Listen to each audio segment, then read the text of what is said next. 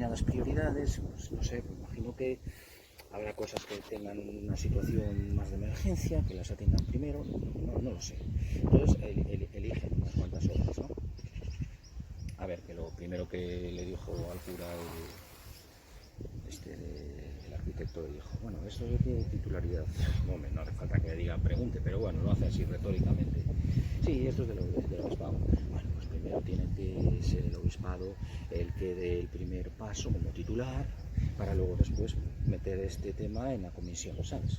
Sí. Entonces lo que hicieron fue coger y plantarse aquí, plantarse encima. Hay cosas para no ponerlo ahí delante de la puerta, lo ponen ahí. Por eso. Claro. Es eso. Pero no sé. Eso es una cosa... ¿Qué es anterior? ¿Qué es anterior? ¿A remodelación de la casa o...? No, yo... Puede ser, pero no lo sé. No lo sé, pero que este coste lleva ahí 40 años mínimo, 40 años lleva eso.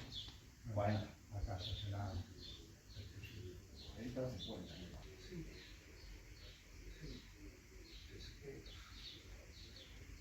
A casa que Dios se va en campo también.